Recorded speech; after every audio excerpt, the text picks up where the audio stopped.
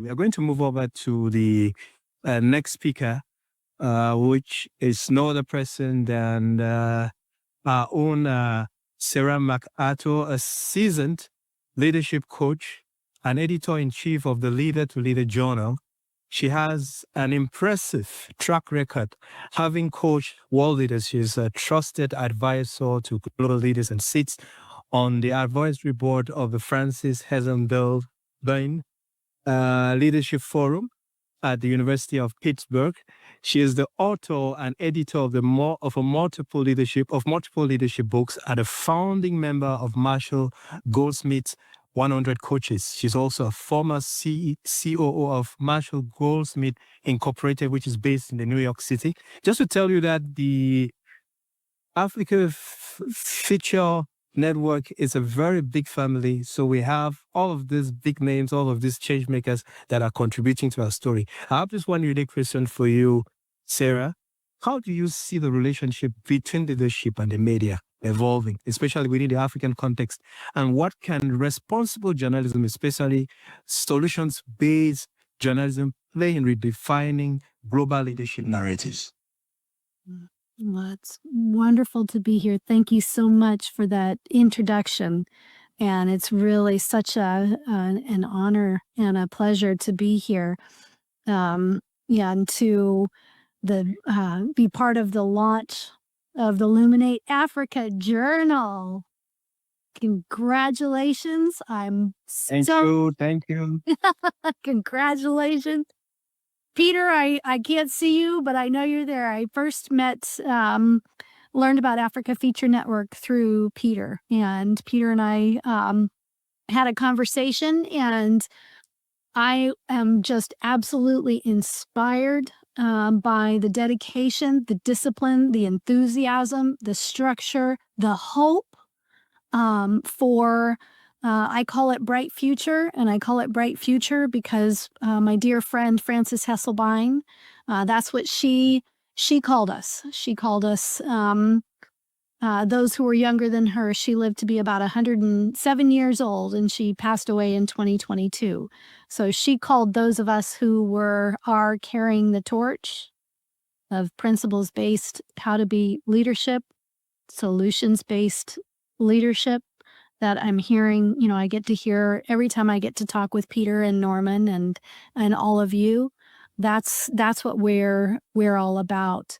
And media has the most important role for our going towards a bright future, towards solution-based, towards human rights, towards all of us creating value for each other.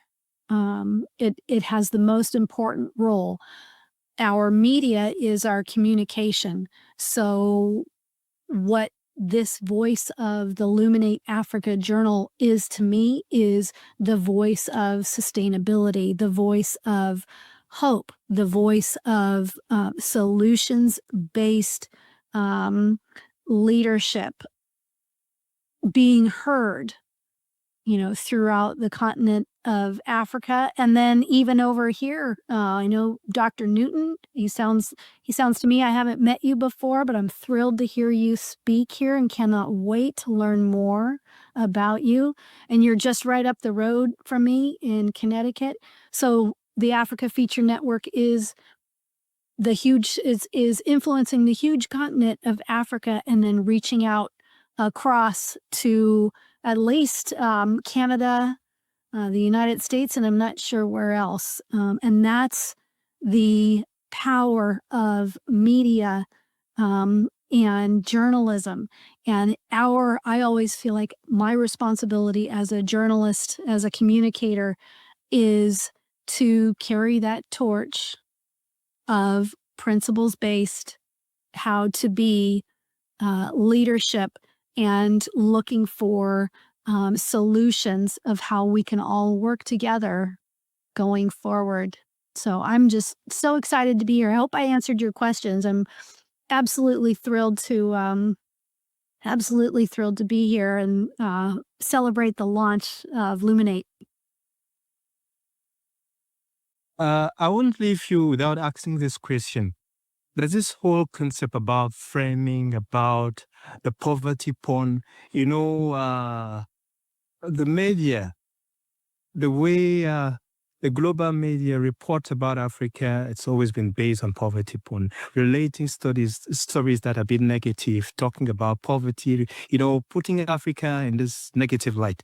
So for you, how do you see the Luminate Africa Journal making that change, that paradigm shift to tell stories that would shine the light and make development grow in Africa? Well, briefly, you all are already doing that with one reader slash listener. You're already doing that with me. You've already shared your stories, and it's changing how I think about what I read in the media. So by you publishing what you're publishing and growing your audience, you change the narrative. You're changing the story. That's all journalism is. Sometimes people think that journalism is objective. It's never objective. I just don't believe it can be pretty close to factual, but it always goes through the mind, the heart, and the pen of the journalist. Always. And so, great. We're changing. I'm in full support of what you're doing here. We're changing the narrative in what we're doing here together. We are changing the narrative. So you mean to say journalism ought to be disruptive like leadership? I think journalism and leadership should create value for all. I heard somebody use the word stakeholder. I love that word. I believe journalism and leadership should be creating value for all the stakeholders and the greater good, that we may be working together towards a bright future. We're not leaving groups out. We're all going together. We're all going forward together. That's what I believe, that journalism and leadership have the power to influence those who are reading our works and those who are following our actions and our example and working within our organizations. I absolutely believe that we are, as journalists and leaders, we are able to lead people in a direction.